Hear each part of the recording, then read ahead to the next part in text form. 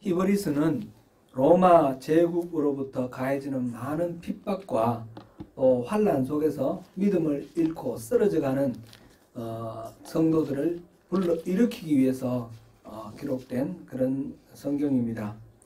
특별히 연약한 성도들, 유대교로 돌아오라 라고 그렇게 유혹하는 그 외부 세력과 내부의 어떤 힘, 그게 맞서서 믿음을 지키고 지금 그리스도를 믿는 이 그리스도인으로서의 삶을 지키기 위해서 가장 필요한 것은 다름 아니라 구원자 되신 예수님, 우리가 믿는 예수님 그리스도가 어떤 분이신가, 그를 거듭해서 이렇게 밝히 선포하는 그런 내용이 이 히브리서입니다. 그래서 히브리서는 처음부터 끝까지 예수님이 어떤 분이신가, 예수님이 얼마나 위대하신 분인가, 그걸 계속 누차 말하고 있습니다. 우리가 이제 다시 다 기억나시겠지만 다시 한번 짚어보면 선지자들, 여러 선지자들과 비교를 했고, 그 다음에 모세와 비교했고, 천사들과도 비교했죠. 천사와 비교하고 여호수아와 비교하고 아론과 비교하고, 이 유대인들이 생각할 때 이 신적인 존재라고 떠받드는 그런 모세나 여호수아, 천사나 이런 어느 누구와 비교해도 우리 예수님은 그들과 비교할 수 없을 만큼 탁월하신 분이다. 아주 우월하신 분이다 하는 것을 계속해서 이야기를 해왔습니다. 그게 이제 6장까지 쭉 이야기였고, 7장부터 이야기는 그 예수님이 그러한 탁월하신 분으로서 하는 지금 현재의 사역이 뭔가, 십자가를 지시고 하늘로 귀천하셔서 승리하시고 난 후에 지금 하시는 일은 하나님 보좌 우편에서 대제사장으로서 역할을 하신다는 거죠. 이 땅에 있었던 대제사장과 차원이 다른 하늘의 영원한 대제사장으로 계시는데, 그분이 지금 대제사장으로서 어떤 역할을 하고 계시는가, 그걸 쭉 살펴보고 있습니다. 그래서 히브리서 전체를 요약하는 말이다 해서 지난주에 우리 8장 1절을 살펴봤는데, 8장 1절 다시 한번 읽어보겠습니다. 시작. 지금 우리가 하는 말의 요점은 이러한 대제사장이 우리에게 있다는 것이라. 그는 하늘에서 지극히 크신 이의 보좌 우편에 앉으셨으니. 아멘. 예수님은 다름 아니라 바로 우리의 대제사장이라는 거예요. 우리의 죄의 문제를 해결하고 우리를 지켜주시는 우리의 대제사장으로 하나님의 보좌 우편, 하나님의 보좌 우편은 뭐 오른쪽 왼쪽 그런 의미가 아니고 권능이, 하나님의 위엄과 권능이 있는 그 자리라고 했습니다. 그곳에 예수님이 계십니다. 그러니까 예수님이 바로 그 권능의 주인이 되고 계시다, 그런 의미가 되죠. 그래서 그 예수님께서, 그러한 예수님께서 우리를 위해서 우리의 대제사장 역할을 하는데, 그 대제사장이라는 말을 또 다르게 표현해서 더 좋은 약속, 더 좋은 언약의 중보자다, 이렇게 표현을 했어요. 그게 이제 6절입니다. 8장 6절 우리 같이 한번 읽어보겠습니다. 시작. 그러나 이제 그는 더 아름다운 직분을 얻으셨으니 그는 더 좋은 약속으로 세우신 더 좋은 언약의 중보자시라. 오늘은 예수님이 이 하나님 보좌 우편에서 그 중보자로서 하시는 그 역할, 그 역할의 핵심이 되는 새 언약이 어떤 것인가 함께 살펴보면서 그 은혜를 나누고자 합니다.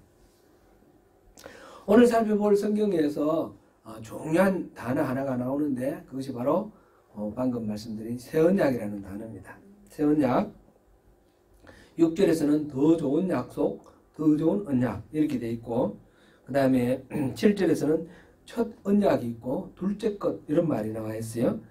그러니까 그 다음에 13절에 보면 새 언약 이렇게 나왔고, 8절에도 새 언약이라는 말이 나왔는데, 그러니까 언약이 두 가지가 지금 대비되어 있죠. 첫 번째는 첫 번째 언약 또는 옛 언약 이렇게 말할 수 있고, 두 번째 언약, 새 언약 이렇게 말할 수도 있습니다.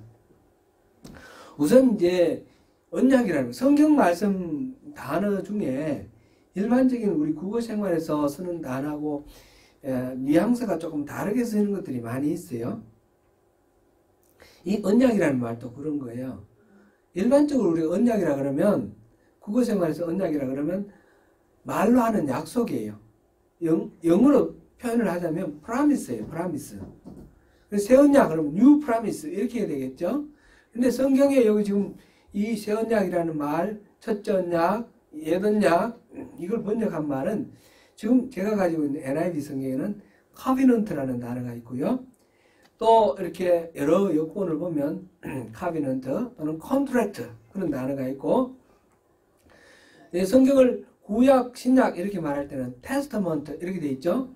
이 testament나 contract나 covenant 이건 다 우리말로 표현을 하자면 계약이라는 말에 맞습니다. 언약이라는 말보다 계약에 더 가까운 그런 단어입니다.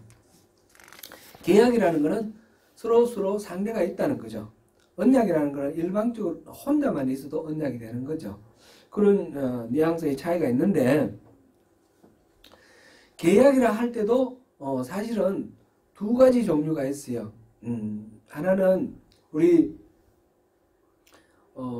중세 유럽의 이 여러 역사를 이렇게 배워보면 왕이 있고 영주들이 있어요.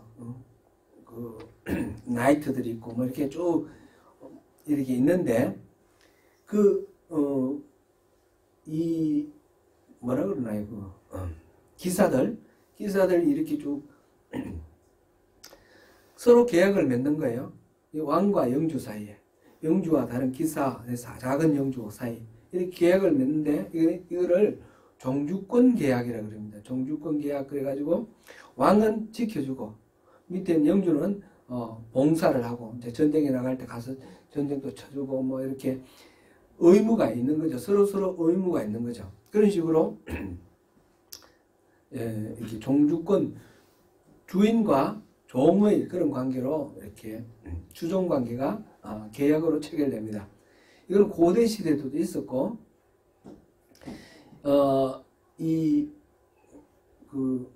메소포타미아 문명, 이 성경 이야기의 배경이 된 메소포타미아 문명, 이집트 문명, 여기도 그런 종주권 계약이 있어요. 그런 문서들이 많이 발견되고 하는데, 이 성경에서 이 계약도 이런 종주권 계약이 있습니다. 종주권 계약. 이거는 서로가 의무를 진다 해서 쌍무 계약. 종주권 계약은 영어로 suzerainty contract 이렇게 말하고, 서로가 의무가 있다 해서 bilateral contract 이렇게 말하기도 하는데, 우리 성경에를 보면 이런 bilateral contract도 있고, 또 상반간에 서로 두 사람이 계약을 하는데 한쪽은 의무가 없고 한쪽만 의무가 있는 그런 계약이 있어요. 이거는 편무 계약이랍니다. 일방적인 unilateral contract. 그렇게 성경에 보면 여러 계약들이 있는데 두 가지 계약이 섞여 있습니다.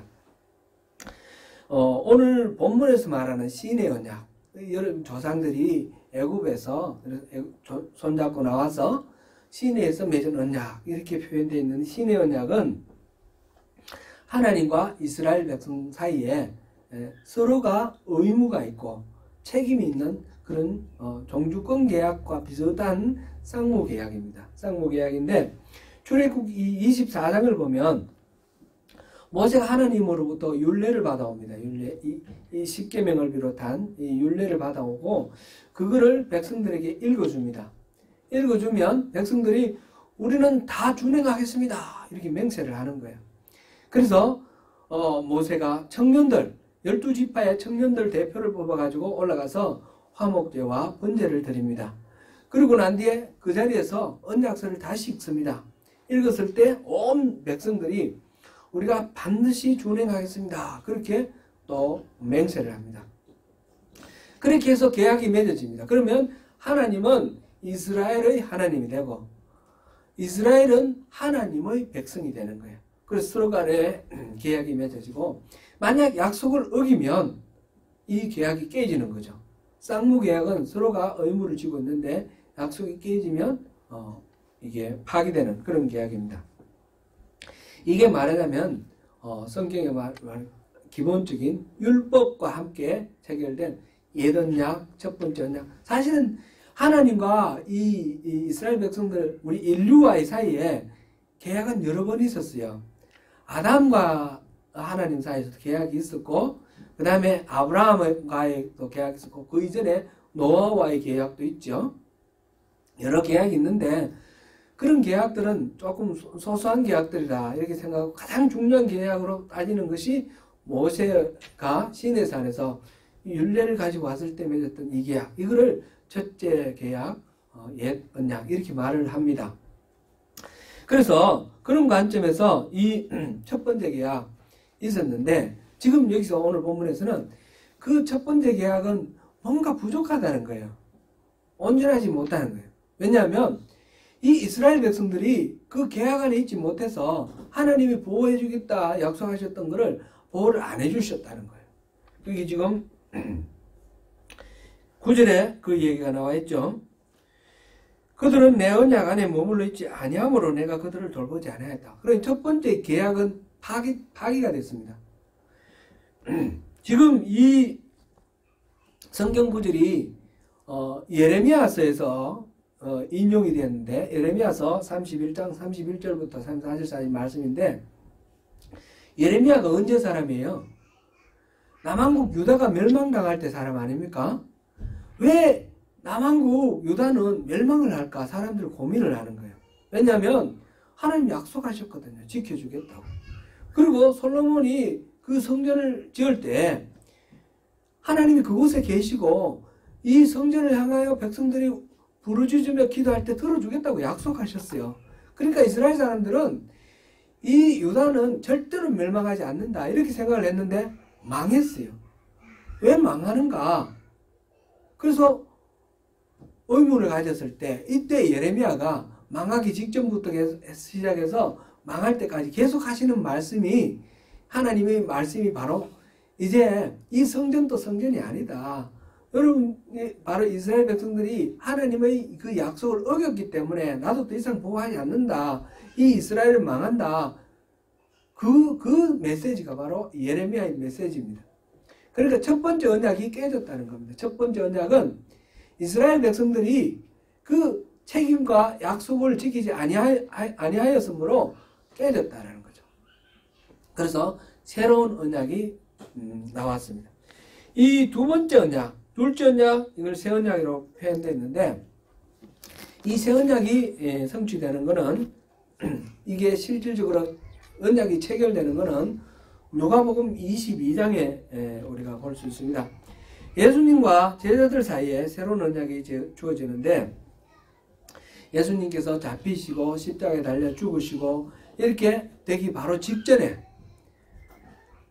그 유대인의 가장 큰 명절 유월절을 준비할 때에 예수님께서 그 유월절 그 식사 자리에서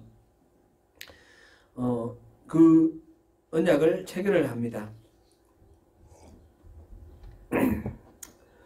예수님께서 제자들에게 떡을 나누어 주시면서 이것은 너희를 위하여 주는 내 몸이다 이렇게 말씀하셨고, 그 떡이라 그러니까 우리가 이제 좀 뉘앙스가 좀 다른데 우리식으로 하면 밥이에요. 밥, 그죠?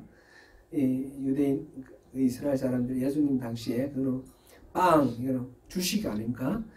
빵을 나눠서 이렇게 이거는 내 몸이다 주시고, 그리고는 포도주를 나눠 주십니다. 포도주는 우리식으로 하면 뭐가 될까요? 뭐 국이라고 그럴까요? 이 식사의 주식의 한 부분이에요. 음료수로서 포도주를 마시는데, 그 포도주를 주시면서 이것은 너희를 위하여 주는 이 잔은 내 피로 세우는 새 언약이니 너희를 위하여 붓는 것이다 이렇게 말씀하셨어요. 이것은 새로운 언약이다. 그러면서 예수님은 몸과 그 살과 그러니까 피를 나눠주시면서 새로운 언약을 체결하자라는 것입니다.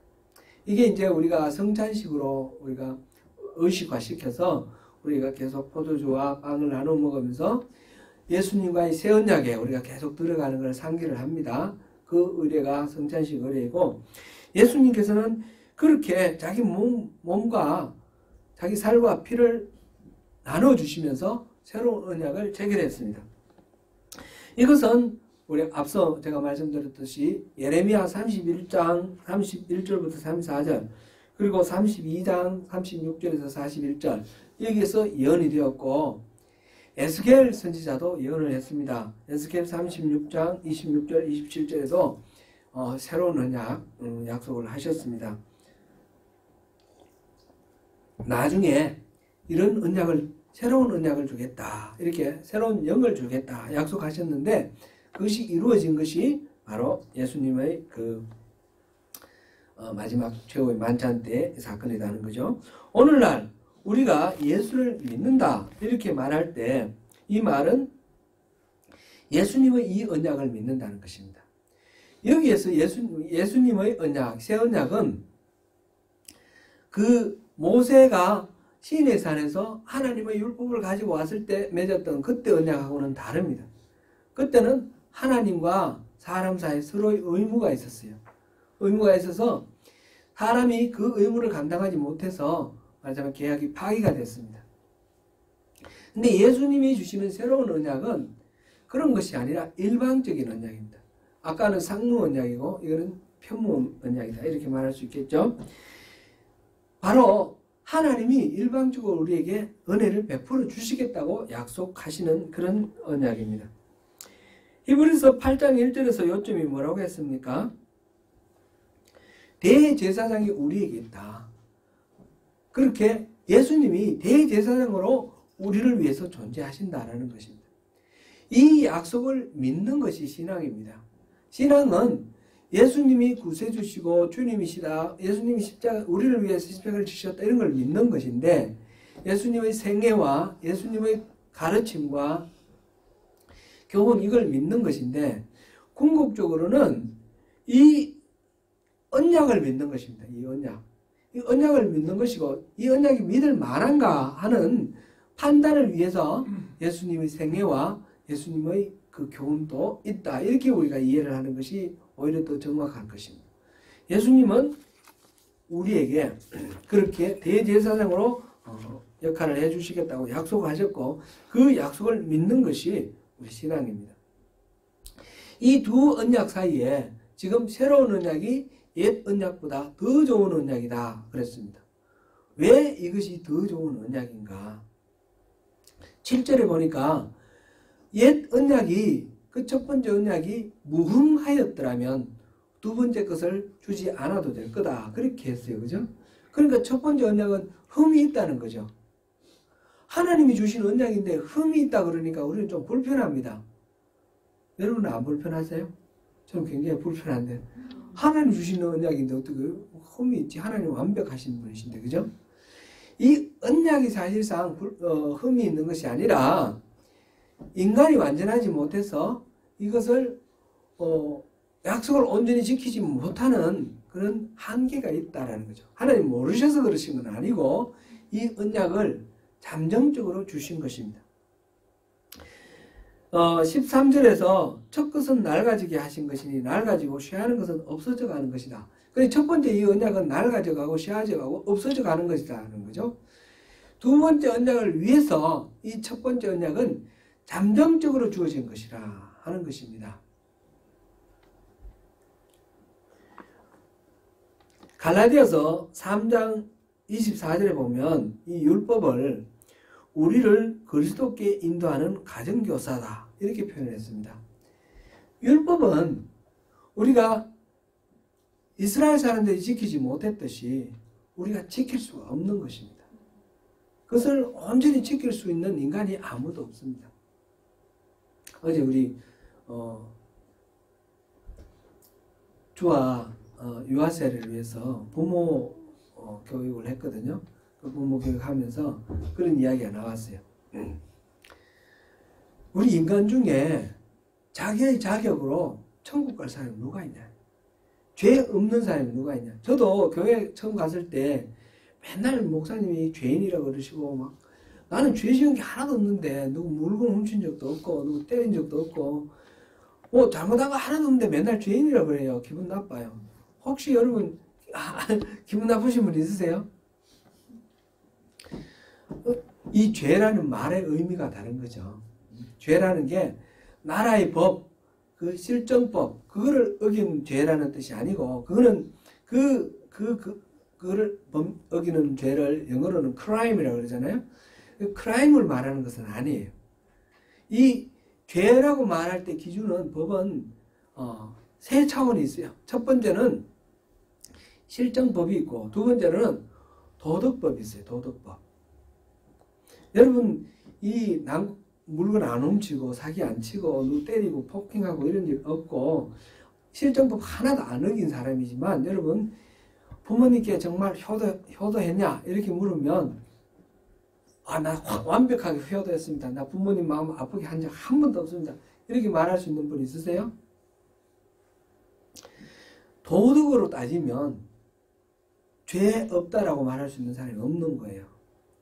그러니까 도덕의 기준에, 윤리의 기준에 봤을 때 우리 다 죄인입니다.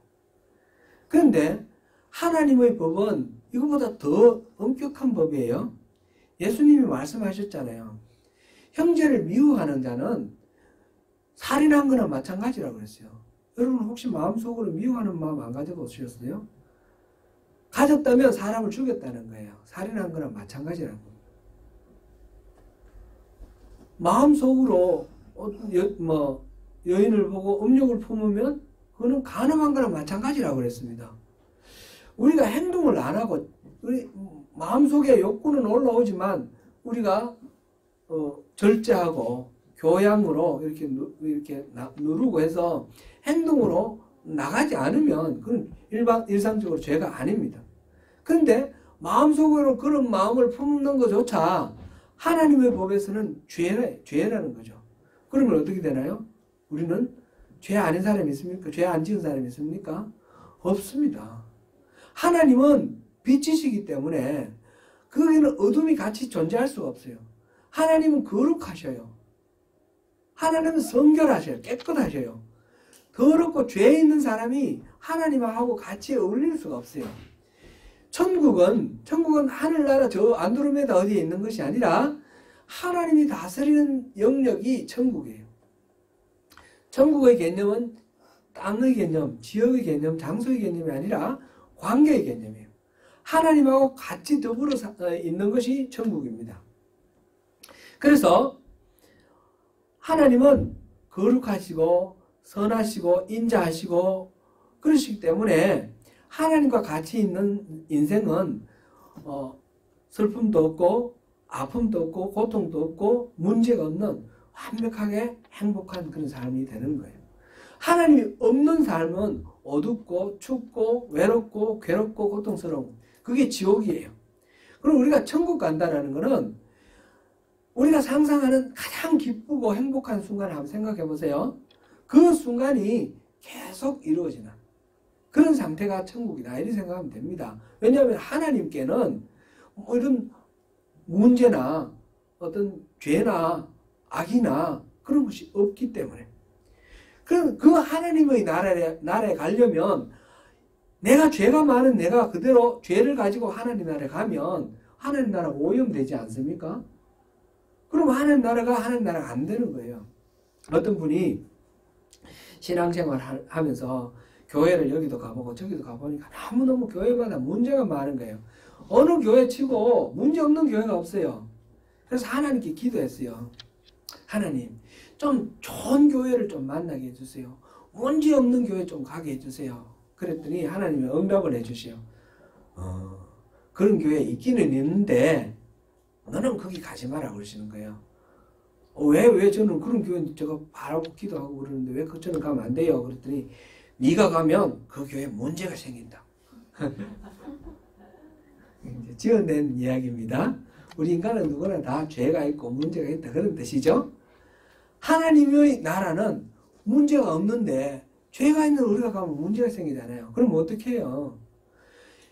우리 모두는 죄 없는 사람 한 사람도 없고 그렇기 때문에 천국에 갈 수 있는 사람이 아무도 없어요. 의인은 없나니 하나도 없다 그랬어요. 그래서 하나님의 그 영광에 이를 자가 아무도 없다. 그게 로마서 3장 말씀이에요. 로마서에서 계속해서 말하는 것은 유대인이나 이방인이나 다 죄 많아서 천국에 갈 사람 하나도 없다는 거예요. 아이고 큰일 났네 이제. 그죠? 이 문제를 해결하시기 위해서 하나님이 예수님을 보내셨고 우리 인간의 모든 죄를 다 감당하시는 그 속죄의 제물이 되셔서 십자가를 지신 거예요. 그리고 예수님께서 죄의 문제를 해결하셨기 때문에 우리는 예수님의 그 보혈의 공로로 인해서 우리는 근본적으로 죄인이지만 하나님이 우리를 의롭다고 인정해 주시고 천국에 우리를 갈 수 있도록 우리에게 특권을 주신 거예요. 그게 이제 요한복음 1장 12절 말씀 아닙니까? 영접하는 자 곧 그 이름을 믿는 자들은 하나님의 자녀가 되는 권세를 주셨다고. 그래서 우리 하나님 자녀가 됐으니까 하나님의 아버지인 하나님께로 우리가 갈 수 있습니다. 그래서 천국 백성이 되는 겁니다. 율법 그 자체가 이 한계가 있어서 율법을 지킬 수 있는 사람이 없습니다. 그래서 그 율법을 가지고 천국에 갈 수 있는 사람이 아무도 없다라는 거죠. 그래서 하나님께서 이 첫 번째 언약, 율법을 통해서 거룩하고 깨끗하게 살아라. 그러면 내가 너희 하나님이 되어주겠다. 이 약속은 우리 인간이 얼마나 한계가 있는가. 우리는 아무리 노력해도 이 율법대로 살 수 있는 그런 존재가 못 된다는 걸 깨닫는 거예요. 깨닫는 그런 하나의 방법이 바로 율법입니다. 그래서 사도 바울은 오라 나는 공고한 자다. 그러면서 자기는 죄인의 괴수다. 그렇게 말하고 누가 나를 이 악에서 건져낼고 탄식하는 거예요. 스스로 어떻게 할 수가 없는 것이 우리 인간은 누구든지 인간의 자격으로 천국 갈 수 있는 그런 자격을 딸 사람은 아무도 없다라는 것입니다. 그래서 그걸 통해서 하나님의 자비를 구하게 됐습니다. 하나님, 우리의 힘으로는 갈 수가 없습니다. 우리의 죄를 우리가 이겨낼 수가 없습니다. 우리 죄 짓지 않고 살 수가 없습니다. 어떻게 이 죄의 문제를 해결해 주십시오. 하나님께 의지를 할 때 하나님께서 이 예수님을 보내주시는 이 특단의 조치를 통해서 죄의 문제를 해결해 주신 것입니다. 그래서 이 율법은 그리스도께로 인도하는 몽학선생이다 또는 가정교사다 이렇게 표현을 했는데 율법 자체가 이거 뭐 잘못된 것이라는 뜻은 아니에요. 우상을 숭배하지 마라 그랬고 부모에게 효도하라 그랬고 10계명만 생각해 보세요. 10계명 잘못된 거 있습니까? 없습니다. 그 자체가 잘못된 것이 아니라는 겁니다. 그런데 그것을 지킬 수 있는 우리 인간이 온전하게 지킬 수 있는 인간이 없기 때문에 그래서 첫 번째 언약은 무흠한 것이 아니라 한계가 있는 것이었다. 이렇게 말씀을 하고 있는 것입니다. 그래서 새롭게 주신 새로운 언약, 두 번째 언약은 다른 언약입니다. 다른 언약 그게 본문 오늘 8절부터 12절까지 나오는데 이건 예레미야서 31장 31절부터 34절 말씀 그대로 인용을 했어요. 그러니까 예수님 오시기 전에 그때가 한 550년, 560년, 600년 이전에 하나님께서 약속을 하신 거죠. 미리 예언을 하신 거죠. 오늘 본문을 통해서 이 새 언약의 특징을 우리가 한번 생각해 보겠습니다. 이 새 언약에 대해서는 우리 9장에도 계속 나오니까 또 여러 측면에서 계속 보겠습니다. 이 새 언약의 특징 첫 번째는 이 새 언약은 평화의 언약입니다. 예레미야는 8절에서 하나님이 이스라엘 집과 유다 집과 더불어 새 언약을 맺으리라 이랬는데 역사적으로 이스라엘은 솔로몬 이후 남북으로 갈려져 있었습니다. 북왕국 이스라엘은 한 200년 있다가 아십소로에 의해 멸망됐고 남왕국 유다는 한 350년 정도 있다가 바벨론에 의해서 망했습니다. 그래서 이 이스라엘 12지파 이 민족들은 이리저리 떠돌아다니기도 하고 포로로 잡혀가기도 하고 뭐 이런 상태에서 놓여 있었는데 하나님이 새 언약을 주시겠다. 이 이스라엘과 유다에 새 언약을 주시겠다. 그러니까 이 서로가 적이 되어서 싸웠던 200년 동안 싸웠던 이 한민족 두 나라가 하나가 되어서 하나님과 약속을 맺는 그 통합 평화의 그런 언약을 체결하겠다 이런 뜻이죠. 우리 남한, 북한 지금 온 세계에서 분단된 나라 대표적인 나라가 우리나라인데 지금 벌써 70년이 됐죠. 이 갈등을 봉합하고 하나님이 평화를 이루어 주시겠다. 우리 남북한을 생각하면서 이거를 우리가 보면 좋겠습니다. 이해하기 쉬울 겁니다. 그렇게 남북 두 나라를 이루었던 이 민족에게 통합과 평화를 주신 것과 아울러서 하나님과 또 이스라엘 사이에 깨어진 관계를 회복시켜 주시겠다는 거죠. 이 이스라엘 사람들이 언약 안에 있지 않았기 때문에 하나님은 그들을 보호하지 않았다 했습니다. 그게 지금 8절에서 나왔죠. 그랬는데 9절에 나왔는데 이제 다시 이 새 언약을 통해서 내가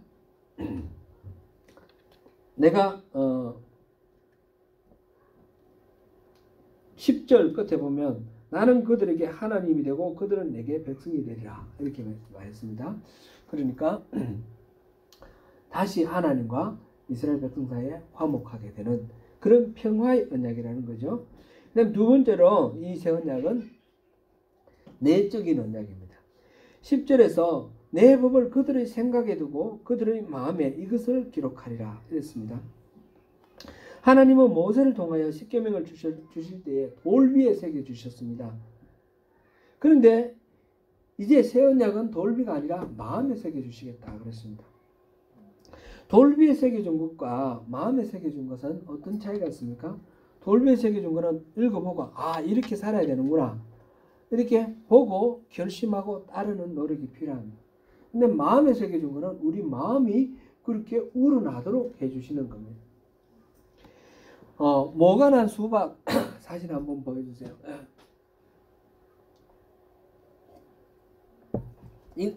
수박 모관한 것부터 한번 보여주세요. 이렇게 생긴 수박이 있대요. 이렇게 생긴 것도 있고 이렇게 생긴 것도 이렇게 생긴 것. 이건 하트 모양이고 이렇게 모관한 수박이 있는데 냉장고에 넣으려니까 불편하다고 둥글둥글하니까 그죠? 그래서 이렇게 모관하게 만들었대요. 그럼 이건 어떻게 해서 이렇게 만들었나요? 여기 털이 있는 것처럼 이 자연스럽게 자라지 못하도록 이 틀을 만들어서 억압을 해서 그렇게 만들었습니다. 아까 그 배도 한번 보여주세요. 배 동자선 모양으로 이렇게 그런 모양을 덮어 씌워가지고 배가 자라면서 이렇게 자란 거죠. 이렇게 억지로 만든 거예요. 이렇게 만들기 위해서는 억지로 외부에 힘을 줘가지고 이렇게 무리하게 하는 겁니다. 원래 수박은 이렇게 생겼기 때문에 이걸 위해서는 뭐 노력을 따라 할 필요가 있습니까? 필요가 없죠. 그냥 자연스럽게 이렇게 되죠. 다른 과일들도 한번 보여주세요. 수박은 이렇게 생겼고 사과는 이렇게 생겼고 이 조롱박은 또 이렇게 생겼습니다. 이렇게 생기기 위해서 여기 뭐 물 묶어야 되거나 뭐 그런 거 아닙니다. 그죠? 저절로 이렇게 생겼어요. 바깥에서 이 네모난 수박을 만들기 위해서는 바깥에서 억압을 해서 이렇게 틀을 만들어줘야 되는데 그거를 위해서 너무 많은 에너지를 써서 네모난 수박 맛은 없대요. 비싸기는 비싼데 맛은 없대요. 근데 이런 것들은 저절로 이렇게 만들어져요. 어떤 건 동그랗게 어떤 건 길쭉하게. 그거는 왜 그렇습니까? 이 씨앗 안에 DNA 안에 유전자 안에 이렇게 모양이 이렇게 생기도록 하는 그런 DNA가 들어있는 거 아니에요. 그죠? 우리 사람이 얼굴이 다 다르고 어떤 사람은 키 크고 어떤 사람은 키 작고 어떤 사람은 곱슬머리고 어떤 사람은 직모고 어떤 사람은 또 금발이고 눈은 색깔은 어떤 사람은 또 우리 한국 사람 대부분 이렇게 검은 눈, 브라운, 다크 브라운인데 제가 이제 운전을 하면서 이렇게 보니까 학생들 보니까 어떤 경우는 막 하늘 색깔도 있더라고요. 하늘 색깔 눈동자가 하늘 색깔도 있고 아주 막 좀 이렇게 우리가 흔히 보던 그런 색깔하고 다른 그런 경우에는 아주 놀라운 그런 모양도 있습니다. 이게 다 유전자 안에 있으니까 저절로 되는 거예요. 바깥에서 억압을 해서 그 모양을 만들려면 엄청난 노력이 필요하고 그것은 그 틀을 만드는 것 자체가 힘이 들 뿐만 아니라 그 틀을 유지하는 것도 어렵습니다. 아까 수박 같은 것도 조금만 시기를 놓치면 그 볼록볼록 튀어나오겠죠. 빈틈으로. 그렇게 어렵습니다. 그러나 그 DNA에 들어있으면 그거는 노력이 필요 없이 저절로 그렇게 되는 겁니다. 율법을 돌에 새겨가지고 그것을 가지고 지키려고 그러면 너무너무 어려운 거죠. 그런데 우리 마음에 새겨주고 우리 마음에서 그대로 그렇게 하고자 하는 그런 마음이 솟아난다 그러면 그건 너무너무 쉬운 거 아니겠습니까? 그래서 빌립보서 2장 13절에 이렇게 기록되어 있죠. 빌립보서 2장 13절입니다. 같이 한번 읽어보겠습니다. 시작. 너희 안에서 행하시는 이는 하나님이시니 자기의 기쁘신 뜻을 위하여 너희에게 소원을 두고 행하게 하시나니. 하나님이 우리 안에 들어오셔서 일을 하시는데 우리에게 소원을 품게 하시는 거예요.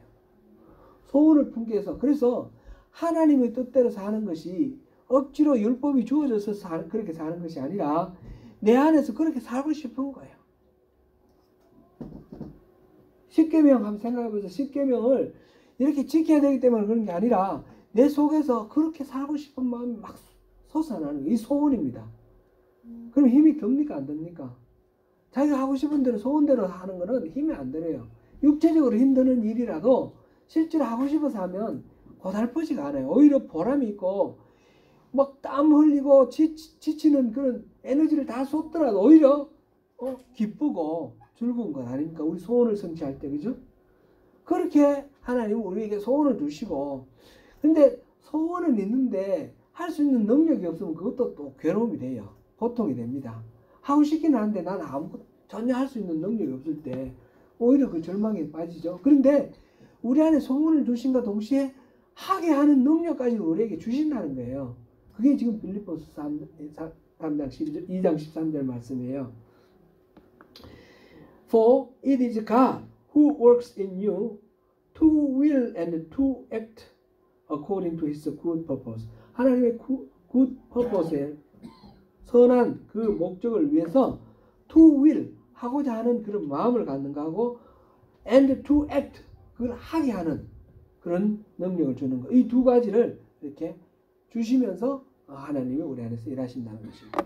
이래서 이 두 번째 언약은 내면적인 언약이기 때문에 억지로 하는 거 강요된 언약이 아니라서 속에서 우러나는 언약이라서 너무너무 쉽고 기쁘고 행복하다는 겁니다.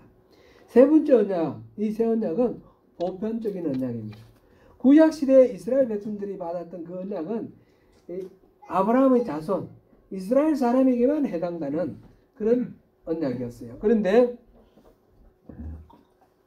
새 언약은 예수 그리스도를 믿는 모든 자가 인종이나 또는 뭐 그 어떤 신분이나 남자, 여자, 노인, 어린이 이런 상관없이 모든 자가 큰 자에서부터 작은 자까지 모든 사람이 다 이 언약의 혜택을 누릴 수가 있는 것입니다. 네 번째로는 새 언약은 관대한 언약입니다. 12절에서 내가 그들의 불의를 긍휼히 여기고 그들의 죄를 다시 기억하지 아니하리라 라고 하셨습니다. 예수님께서 그 죄의 문제를 손수 그 어린 양의 그 화목 제물로 스스로 바치심으로써 그래서 죄의 문제를 해결하시고 맺으신 이 언약이니까 이제 관대한 언약, 용서. 그 더 이상 우리 죄는 기억하지 않겠다 하시는 것입니다. 예수님 안에 들어가면, 예수를 믿으면 모든 것들을 그냥 더 이상 기억하지 아니하겠다 약속하시는 그런 언약입니다. 다시 기억하지 아니하리라. 우리 죄가 좋은 것 같을지라도 눈과 같이 있게 하겠다라고 하셨습니다. 이러한 새로운 언약의 특성이 있습니다. 새로운 언약의 특징 네 가지였는데, 첫 번째는 평화의 언약, 두 번째는 내적인 언약, 세 번째로는 뭡니까? 보편적인 언약, 누구에게나 보편적인 언약, 네 번째는 뭡니까? 관대한 언약, 죄를 묻지 않는 관대한 언약. 하나님은 거룩하시기 때문에 죄 자체를 용납하지 아니하셔요. 죄를 지금 반드시 벌을 하게 되시는데, 이 새 언약은 그 죄에 대한 벌이 해결된 그런 상태이기 때문에 관대한 언약이 됐습니다. 그런데 이 언약은, 이런 언약이, 옛날 첫 번째 언약은 사람이 그 언약 안에 있지 않아서 파기가 되었지 않습니까? 그리고 두 번째 언약도 혹시 사람이 잘못해서 파기될 수 있는 그런 위험은 없습니까? 그렇지 않다는 거죠. 이 두 번째 언약은 하나님 보호자 우편에 앉아 계신 예수 그리스도께서 이 새 언약의 중보자가 되고 있기 때문에, 예수님이 중보를 하시고 이 두 번째 언약, 새 언약을 보증하시는 겁니다. 그렇기 때문에 이 두 번째 언약은 무효가 되지 않고 파괴가 되지 않는다는 것입니다. 때때로 우리는 여러 가지 시험에 짓눌리고 유혹에 넘어가서 의기소침해질 때가 있습니다. 우리의 구원은 결코 우리의 감정이나 우리의 어떤 상황, 환경 이런 거에 달린 것이 아니라는 것을 우리가 기억해야 됩니다. 우리의 구원은 우리가 어떤 삶을 살았고 또 어떤 일을 했는가 여기에 달린 것이 아닙니다. 내가 오늘 당장 이 시간에 하나님 부르셔서 내가 죽는다면 내가 천국에 갈까? 이런 질문을 한번 해보세요. 내가 갈 만하지? 누구든지 내가 신앙생활 잘했고 열심히 하나님 섬겼으니까 내가 천국 갈 만하다 이렇게 생각하면 그건 오산이에요. 하나님은 나의 자격을 보지 아니하시요. 또 누구든지 나는 그동안 너무 많은 죄를 지었고 막 결심하고 또 허지부지하고 수많은 과오가 있으니까 나는 천국 못 갈 것 같아요. 이것도 잘못입니다. 우리의 자격을 보지 아니하시는 분이 하나님이십니다. 이미 우리의 자격을 보지 아니하신다. 뭘 보십니까? 하나님의 은혜를 우리에게 선물로 우리 구원을 주신 겁니다. 그러니까 나의 자격을 볼 것이 아니고 하나님의 은혜, 하나님의 그 구원의 은혜를 믿고 우리가 천국을 구원을 누리는 것입니다. 이 선물로 주신 거 맞다. 그 선물을 받으면 되는 것입니다. 믿고 받으면 되는 것입니다. 제가 설교 하면서 몇 번 이걸 말씀을 드린 것 같은데, 제가 직장 생활할 때 옛날에 1995년 이 정도 될 거예요. 그 전후에서 제가 있던 직장 서울에 마로니아 공원이 있는데 그 어느 날 점심시간에 보니까 젊은 대학생들이 쭉 줄을 서 있어요. 한 200명 정도가 줄을 서 있어요. 그럼 무슨 일이냐 그랬더니 오늘 12시에 여기 오면 2만 원씩 돈을 준다는 거예요. 현금을 2만 원. 한 25년 전이니까 2만 원 적지 않은 돈이에요. 그죠? 한 20만 원 정도 가치 되지 않을까요? 그런데 그 소식을 듣고 이렇게 한 200명 정도가 줄을 서 있어요. 그럼 그 사람들은 2만 원씩 주면 한 400만 원 되잖아요. 왜 저럴까? 궁금했어요. 무슨 이유로 그냥 무조건 현금을 주냐고. 그래서 제가 물어봤어요. 거기에 담당자로 나와 있는 사람에게 이게 무슨 의미입니까? 왜 이렇게 하는 거죠? 그랬더니 그게 이제 옥션이라는 회사에 지금도 머릿속에 아주 선명하게 남아요. 인터넷에서 이렇게 물건 이렇게 판매하고 이런 것 같아요. 근데 인터넷이 아니라 하여튼 컴퓨터로, 그때 당시 인터넷이 활발하지 않을 때예요. 전자우편 이런 걸 할 때예요. 그래서 이야기를 하기를 조선일보 이 하단 통 이거 광고 내는데 한 1,500만 원 든다는 거예요. 다른 신문은 한 1,000만 원 정도 든다는 거예요. 1,000만 원 들여서 광고 내봐야 그거 보는 사람이 별로 없다는 거죠. 근데 학생들에게 옥션에서 2만 원씩 준다 이거를 말하면 자기들끼리 서로 전자우편으로 이렇게 알려가지고 저절로 광고가 된다는 거예요. 그래서 기껏 400만 원 밖에 안 들지만 신문 광고 통로 1,500만 원 드는 그 광고를 서너 번 내는 건 효과를 얻을 수 있다는 겁니다. 말이 일리가 있더라고요. 근데 그때 그 소문을 듣고 와서 그 자리에 줄 선 사람은 2만 원 받았어요. 근데 그 말을 듣고 아이고 웃기네 무슨 헛소리야 이랬던 사람은 못 받았어요. 또는 바쁘다든지 뭐 다른 일 때문에 모든 사람은 못 받았어요. 그 약속을 믿고 온 사람은 받았어요.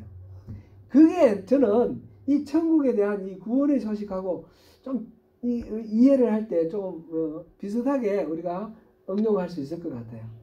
하나님은 공짜로 우리에게 은혜로 구원을 주신다고 그러는데 그 말을 믿고 달려오는 사람에게는 구원을 하나님이 주시는 거예요.